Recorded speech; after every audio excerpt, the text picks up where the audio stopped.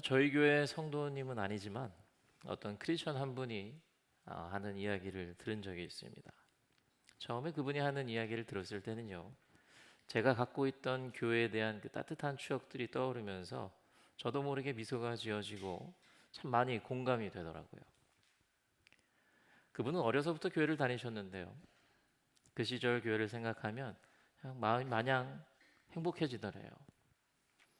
여름 성경학교, 수련회, 또 예배 끝나고 다 함께 모여서 먹었던 맛있는 그런 밥들, 또 밤늦게까지 예배당에 모여서 마음 맞는 사람들과 함께 찬양하고 기도했던 그 모든 시간들 생각만 해도 저절로 얼굴이 밝아지고 마음이 참 편안해진다는 그런 고백이었어요.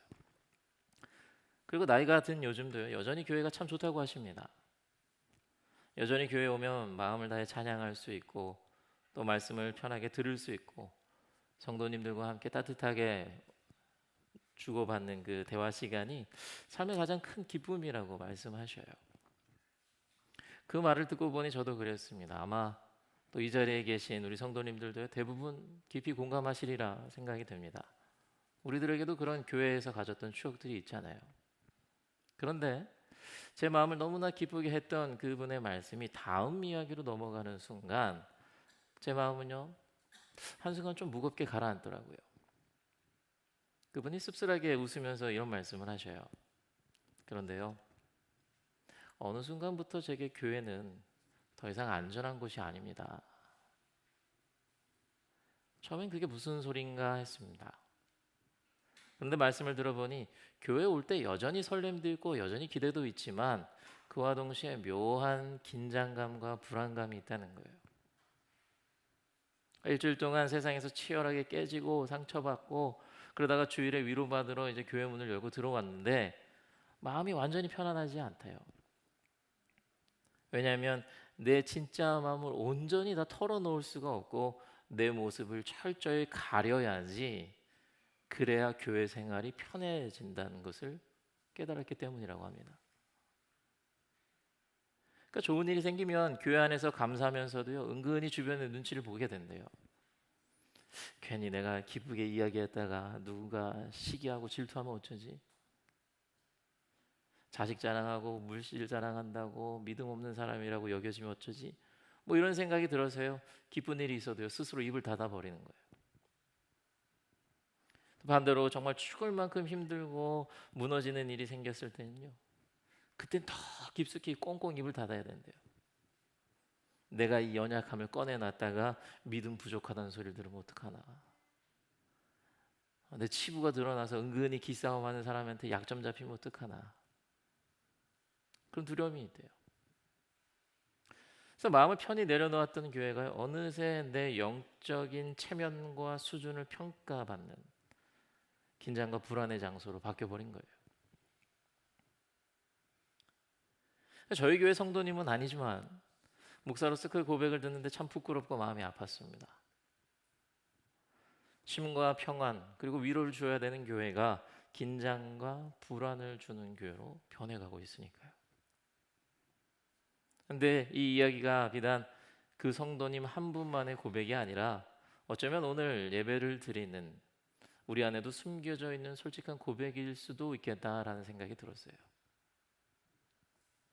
본래 교회 공동체라면 기쁜 일을 서슴없이 이야기하고 그것이 자랑이든 감사든 다 함께 내일처럼 기뻐할 수 있어야 될 겁니다. 슬픈 일이라면 그 일의 원인이 무엇이든 결과가 어떻든 가만히 그 곁을 지키면서 위로해주고 격려해주고 함께 울어줄 수 있는 그런 모습이 있어야 할 것입니다. 그것이 하나님께서 원하시는 교회의 모습이잖아요. 물론 공동체 안에서 지켜야 할 상식적인 선과 예의가 있겠죠. 그렇지만 언제부턴가 교회가 요구하는 그 체면의 기준이 너무 높아져 버린 것 같아요. 사실 세상에서 도저히 꺼내지 못하는 위선과 추함, 나약함의 이야기들을 날 것 그대로 꺼내놓는 것, 그랬을 때 완전히 수용받는 것, 그래서 내 영혼이 숨을 쉴 수 있고 평화를 얻는 것이 교회가 존재하는 가장 큰 이유 중에 하나가 될 텐데, 우리는 어느새 세상보다 더 엄격한 눈빛으로 서로를 검열하고 견제하고 있었던 것은 아닐까 하는 그런 생각이 들어요. 여러분, 저희 교회는 어떤 것 같습니까? 이 이야기를 들으면서요, 나도 그런데, 나도 어느 순간부터 내 마음과 상황을 온전히 다 털어놓을 수가 없는데, 나도 어느 순간부터 우리 교회가 안전하지 못한 것 같다라는 생각을 하고 있는 것 같은데, 하는 성도님들이 혹시나 계신가요? 모르겠습니다. 아직까지는 제가 그런 이야기를 들은 성도님들은 없어요. 제 바람은요, 한 분도 그런 분이 계시지 않았으면 좋겠지만, 근데 또 한편으로는요, 그렇게 큰 자신은 없어요. 왜냐하면 오늘날 대부분의 교회에서 보여지는 모습이라고 생각되기 때문이에요. 하지만 하나님께서 저희들을 이렇게 불러주시고 또 모아주시고 함께하게 해주셨고 우리를 통해 일하실 것은 분명합니다. 그래서 하나님께서는요, 우리들을 향해서 이제는 그런 성도님들의 마음을 편하게 해줄 수 있는 교회가 되라고, 또 우리들을 통해 우리가 모두 함께 기뻐하고 함께 슬퍼할 수 있는 교회가 되기를 바라실 겁니다. 그리고 그러한 교회가 될 수 있을 것이라 믿습니다. 믿으시죠? 그러면 어떻게 그러한 함께 기뻐하고 함께 울어줄 수 있는 교회가 될 수 있을지, 오늘 본문을 통해서 그 깨달음을 한번 살펴보려고 하는데요. 여러분, 오늘 등장하는 이 본문에 등장하는 로마 교회도요, 조금 전 이야기한 것과 비슷한 문제를 갖고 있었습니다. 겉으로는 거룩하게 모였지만 속으로는요, 여기저기서 눈치 게임과 견제가 가득했어요. 로마 교회 안에는 유대인과 이방인 성도들 사이에서요, 적지 않은 긴장이 있었습니다. 서로 배경과 신앙 습관이 달라서 보이지 않는 그런 우열 의식이 생겨났던 것 같아요. 그래서 서로가 서로를 저울질합니다. 내가 너보다 더 낫지, 내가 너보다 신앙적으로 더 뛰어나지, 내가 더 우월하지, 이런 걸 증명하려고 했던 것이 바로 로마 교회였어요. 그러다 보니 그들의 교회는요, 안전하다 혹은 평안하다 이런 느낌을 줄 수가 없었습니다. 교회를 갈 때 신경 써야 할 것이 더 많고요, 교회를 갈 때 하지 말아야 할 것이 더 많고, 상대방에게 트집 잡히지 않기 위해서 서로의 눈치를 보는 교회였기 때문에 그것은요, 마음을 터놓을 수 있는 곳이 전혀 아니었어요. 그래서 바울은 그 숨막히는 영적 공기를 향해서 아주 단호하고 또 절박한 음성으로 복음을 외칩니다. 그 외침을 통해서 우리들은요, 하나님께서 원하시는 공동체의 모습이, 교회의 모습이 무엇인지 살펴볼 수 있을 것 같아요. 오늘 저희들이 읽은 본문을 보면 바울은 로마 교회 성도들을 향해서 이야기하죠. 사랑에는 거짓이 없어야 하고, 형제들을 서로 사랑하고 다정하게 여겨야 하고, 존중하기를 먼저 하라고. 교회가 가져야 할 모습, 너무나도 당연한 것이겠죠. 근데 그 당연한 것이 없으니까 바울이 권면하는 거예요. 그리고 바울은 이렇게 이야기하죠. 기뻐하는 사람들과 함께 기뻐하고 우는 사람들과 함께 울라고 이야기합니다. 그러니까 함께 마음을 나눌 수 있는 교회가 되기를 바라면서 바울은 이야기하는 것 같아요. 눈치 보지 않고 함께 눈을 맞출 수 있는 교회, 마음을 평가하려고 하지 않고 마음을 함께 나눌 수 있는 그런 교회가 되기를 바라면서 이야기하는 거죠. 그러니까 이 말씀은 단순히 착하게 지내라, 사이좋게 지내라 하는 도덕적인 권면 그 수준에 머물지 않아요. 어쩌면 바울의 권면의 말씀은요, 하나님이 세우신 교회의 본질을 우리들로 하여금 다시 생각해 볼 수 있게 하는 말씀입니다.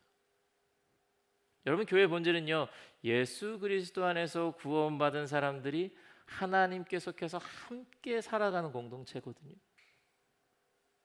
그렇잖아요. 그리스도 안에서 한 몸이 된 성도들이 서로의 삶을 함께 살아내는 것, 기쁜 일에 함께 기뻐하고 아픈 일에 함께 아파하는 주님의 사랑을 서로에게 실제로 보여줄 수 있는 것이 바로 교회입니다.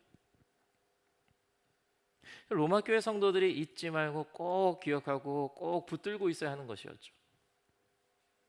근데 교회 안에서 계속 이러한 교회 모습을 잃어가고 있는 거예요. 누군가가 기쁜 일이 생겼는데 한편에서는 기뻐하는데 한편에서는 손가락질해요. 누군가에게 너무 속상하고 슬픈 일이 생겼는데 한편에서는요, 위로해 주는데요, 한편에서는 정죄하는 거예요. 함께 기뻐하고 함께 슬퍼하고 함께 만들어가는 그 교회의 모습을 계속 잃어가니까 바울이 이야기하는 거죠. 너희들 교회 본질을 이루어서는 안 된다고. 교회 안에서 베푸는 사랑에 거짓이 없어야 하고 형제들을 서로 사랑하고 다정하게 대해주고 먼저 존중해야 된다고. 그리고 기뻐할 일이 생겼는데 왜 기뻐할 일 갖고, 슬픈 일이 생겼는데 왜 슬픈 일 갖고 다툼이 생기느냐고, 왜 분열이 생기느냐고, 왜 정죄가 있고 왜 질투가 있느냐고, 왜 우리가 한 몸 된 그리스도 안에서 한 몸 된 그 교회의 본질을 잃어가냐고 이야기하는 거예요. 여러분, 오늘 이 바울의 외침이요, 오늘날 우리들을 피해간다고 말하기는 어려울 것 같아요. 우리들이 만들어가는 교회 공동체 어떤 모습을 갖고 있는지 한번 살펴보시기 바랍니다. 정말 사랑이라는 단어가요, 어색하지 않고 부끄럽지 않은 그런 모습으로 우리가 교회를 만들어가고 있습니까? 내 안에 깊숙한 내면을 들여다볼 때 정말 거짓 없이 사랑하고 아무런 나의 해석도 없이 판단도 없이 정죄 없이 진심을 다해서 다른 이의 기쁨과 슬픔에 동참하고 있습니까? 물론 그런 진심 어린 모습으로 대할 수 있는 이웃도 있을 거예요. 내가 좋아하고 내가 아끼고 사랑하는 이웃, 진심으로 기뻐해주고 위로해줄 수 있을 겁니다. 근데 그렇지 않은 사람도 있잖아요. 오늘 서두에 이야기했던 그런 성도님, 교회가 더 이상 안전하게 느껴지지 않아요 라고 고백했던 그 성도님, 그게 내 모습일 수도 있지만요, 혹은 나로 인해서 누군가가 그렇게 만들어질 수도 있어요.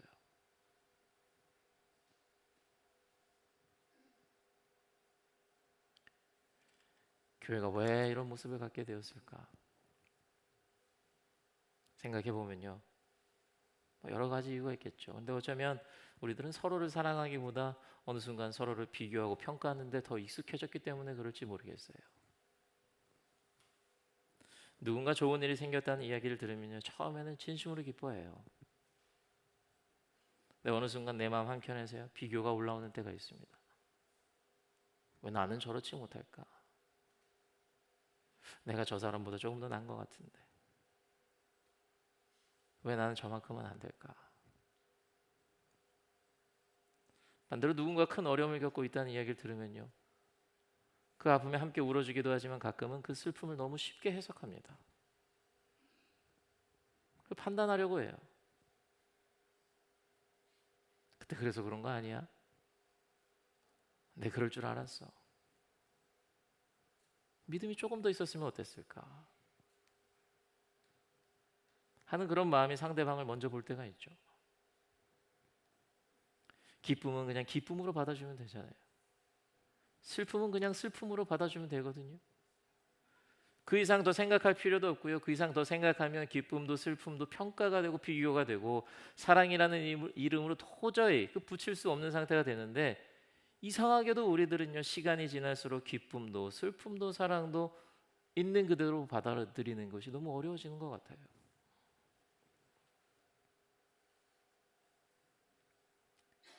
어쩌면 그 이유는 우리 마음이 점점 높아졌기 때문일 수도 있을 것 같습니다. 오늘 말씀 16절에서 바울은 이렇게 이야기해요. 교만한 마음을 품지 말라고. 이 말씀을 원어로 보면요, 마음을 높은 데 두지 말아라 라는 뜻이에요. 참 아이러니하게도요, 신앙생활이 길어질수록 우리 안에는요, 나도 모르게 영적인 높이가 생겨납니다. 성경은 겸손을 말합니다. 낮은 자리를 이야기하고요, 섬김을 베풀 것을 이야기하는데도요, 어느샌가 나도 모르게 우리들은요, 높은 자리에 계속 있고 싶기를 원하는 것 같은 그런 모습을 볼 때가 있어요. 가끔 이런 생각을 품습니다. 나는 저 사람보다 오래 믿었는데, 나는 저 사람보다 더 헌신했는데, 나는 저 사람보다 더 많이 알고 있는데, 내가 헌신한 만큼, 내가 믿는 만큼 내가 그 이상의 자리에 있어야 한다는 그런 생각이거든요. 이런 생각을 하면서 보이지 않는 영적인 계급과 체급이 내 안에 쌓이기 시작하는 거예요. 그렇게 내 마음이 저 높은 심판대에 있으니까요, 내 옆에 있는 성도가 함께 걸어갈 가족이 아닙니다. 내 신앙의 우월함을 증명하기 위한 비교 대상으로 보이기만 하는 거예요. 내 마음이 높으니 옆 사람의 기쁨을 보면 내 처지와 비교돼서 배가 아프죠. 내 마음이 높으니 옆 사람의 슬픔을 보면 기도가 부족해서 그래, 믿음이 부족해서 그래, 죄를 지어서 그래, 쉽게 판단하고요, 쉽게 분석하고 정죄하는 거예요. 그렇다면 여러분, 우리는 이 높아진 마음을 어떻게 다시 낮출 수 있을까요? 어떻게 해야 다시 서로를 있는 그대로 받아들이고 눈치가 아닌 따뜻한 눈맞춤을 우리가 함께 할 수 있는 교회를 만들어갈 수 있을까요? 바울의 바람과 소망이 그것이었을 겁니다. 로마 교회 성도들이 함께 기뻐하고 함께 우는 교회가 되는 것. 그래서 그가 어떤 마음으로 오늘 말씀을 기록했을까 한번 쭉 살펴보는데요, 눈에 띄는 단어들이 있더라고요. 먼저 눈에 띄는 단어는요, 헬라어 프로네오라는 단어예요. 이 단어는 마음에 품다, 생각에 두다 이런 의미를 갖고 있거든요. 근데 오늘 말씀을 보면요, 16절에만 3번이나 등장해요. 오늘 우리들이 읽지는 않았지만 3절에도 등장하고요. 그래서 바울이 이야기하는 거예요. 마땅히 생각해야 할 것 이상의 것을 생각하지 말고 믿음의 분량대로 생각하여라. 서로 한 마음을 품고 교만한 마음을 품지 말라라고 계속 이야기하면서요, 마음에 무엇을 두어야 하는지, 마음에서 무엇을 제거해야 되는지 계속 이야기해요. 그러면 이 마음을 둘 곳을 정할 때 중요한 것이 또 무엇일까 생각하면서 성경을 보는데요, 또 다른 단어가 눈에 띄어요. 그 단어는요, 알렐론이라는 단어예요. 이 단어는 서로라는 의미를 갖고 있습니다. 바울은 이야기해요. 서로 우애해라. 서로 먼저 존중해라. 서로 마음을 같이 해라. 바울은요, 로마 교회 성도들을 생각하면서 이런 마음을 품었던 것 같아요. 성도님들, 당신들이 선한 마음을 품고 악한 것은 마음에서 다 떨쳐내야 하는데 서로 함께 마음에 둘 것을 분별하시기 바랍니다. 마음에 선한 것을 품을 때 서로를 돌아보시기 바랍니다. 마음에 둘 것을 정할 때 서로를 배려하고 서로를 이해하고 서로 함께 할 수 있는 것을 마음에 품으시고 또 서로를 마음에 품을 수 있는, 그래서 예수님 안에서 서로 마음을 함께 하시기 바랍니다. 그러면 거짓 없는 사랑으로 서로를 대할 수 있고 형제의 사랑으로 서로를 다정하게 대할 수 있고 존경하기를 서로 먼저 할 수 있을 겁니다. 그러면 정말 하나님께서 원하시고 하나님께서 기뻐하시는 교회를 만들어갈 수 있을 겁니다 라고 이야기하는 것 같아요. 저는요, 우리 뉴욕 한인교회가 이런 교회가 되기를 간절히 소망합니다. 우리들 안에 지금 어떤 마음이 있습니까? 무엇을 마음에 품고 계십니까? 당연히 먼저 예수 그리스도를 품는 저희들이 되어야겠죠. 그런데 그 다음 어떤 것이든 우리 마음에 들어올 텐데요, 그때 나뿐만이 아닌 내 가족들, 내 이웃들, 내 성도들, 그 서로를 품을 수 있는 그런 우리 모두가 되기를 바랍니다. 우리 마음속에 나 자신이 가득하면요, 나도 모르게 어느샌가 우리 마음은 높은 곳을 쫓게 되고 있을 거예요. 내 안에 내가 가득하면. 그러면 결국 평가하고 분석하고 정죄하게 됩니다. 그렇지만 우리 마음에 이웃이 들어오기 시작한다면, 그를 이해하고 배려함으로 내 안에 다른 이를 품기 시작하면 우리 마음은요, 자연스레 낮은 곳을 향하고 있을 겁니다. 그를 위해 웃어줄 수 있고 그를 위해 울어줄 수 있는 그런 모습까지 우리가 점차 변하게 될 겁니다. 여러분, 그 모습을 보여주신 분이 우리 예수님이셨잖아요. 항상 그의 마음에는요, 하나님, 그리고 그의 주변에 있는 모든 사람들이 항상 예수님의 마음에 가득했잖아요. 그러다 보니요, 예수님께서는 스스로 낮아지셨고요, 스스로 늘 섬기셨고요, 희생하셨고 결국 십자가로 걸어갈 수 있었잖아요. 우리도 십자가의 길을 걷는 예수 그리스도의 제자라면 그와 같이 우리 마음속에 나 자신을 조금 내려놓고요, 하나님과 이웃을 품을 수 있는 우리 모두가 되어야 할 겁니다. 여러분, 오늘 서두에 말씀드렸던 한 성도님의 이야기, 어느 순간 교회가 더 이상 안전하지 않아요. 그 말이 계속 마음에 걸렸거든요. 근데 오늘 이 말씀을 붙들면서요, 한 가지가 분명해진 것 같아요. 교회가 다시 안전한 곳, 다시 평안을 줄 수 있는 곳이 되는 것, 그것은 누군가 특별히 대단한 사람이 있어야 되는 것도 아니고요, 새로운 프로그램이 필요한 것도 아니에요. 마음을 어디에 두느냐, 교회를 만들어가는 우리가 마음을 어디에 두느냐의 문제입니다. 내 마음이 내 자신에게만 고정되어 있을 때 옆 사람은요, 비교 대상이 되고요, 정죄 대상이 됩니다. 근데 내 마음이 옆 사람을 향할 때, 서로가 서로에게 마음을 둘 때 기쁜 일을 마음 놓고 이야기할 수 있는 교회, 힘든 일을 숨기지 않아도 되는 교회, 그 교회가 만들어지기 시작할 겁니다. 그래서 우리 성도 여러분들, 오늘 예배를 마치고 나가시면서요, 딱 한 가지만 해주셨으면 좋겠어요. 내 옆에 있는 성도님들 한번 바라봐 주세요. 그분도요, 일주일 동안 힘드셨을 거예요. 세상에서 치열하게 살다가 오늘 이 자리에 나오셨을 겁니다. 기쁜 일을 나누고 싶어서 이 자리에 오셨을 수도 있고요, 슬픈 일을 나누고 싶어서 이 자리에 나오셨을 수도 있어요. 근데 그 마음을 내가 먼저 알아봐 줄 수 있는, 서로를 마음에 품고 격려하고 위로하고 기뻐해 줄 수 있는 우리가 됐으면 좋겠습니다. 먼저 바라봐 주지 않고요, 먼저 물어봐 주지 않으면 몰라요. 한 입을 덮고자 하는 부부 사이에서도 몰라요. 저도 이따 물어보려고 합니다.